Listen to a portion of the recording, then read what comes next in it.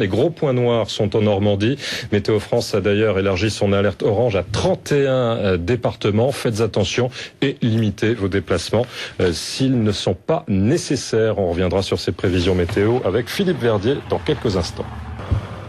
La fin de la prise d'otage à la prison d'Antisheim près de Mulhouse. Le dernier détenu qui retenait en otage depuis hier après-midi un gardien s'est rendu tout à l'heure sans violence. Le gardien est lui sain et sauf.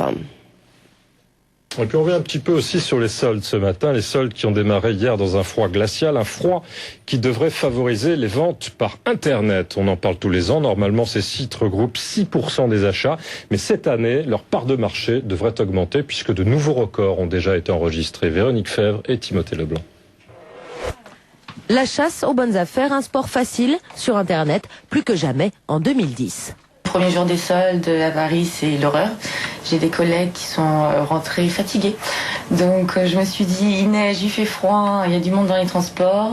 Je suis bien mieux derrière un écran, moi. Résultat, une robe acquise pour 65 € au lieu de 300. Le bonheur total. Un bonheur partagé par le vendeur. Le patron de ce site a lui aussi le sourire. C'est un véritable record puisque, fait de toute la vie de la société, nous n'avions pas fait un tel trafic et nous l'avons multiplié par 2,5 par rapport à l'année dernière, à la même période.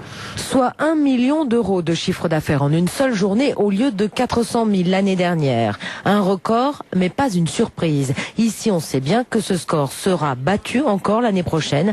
Comme toujours, il suffit de regarder de l'autre côté de l'Atlantique. Aux États-Unis, 30% des achats lors des soldes se font sur le net. Avec 6%, la France a encore une belle marge de progression.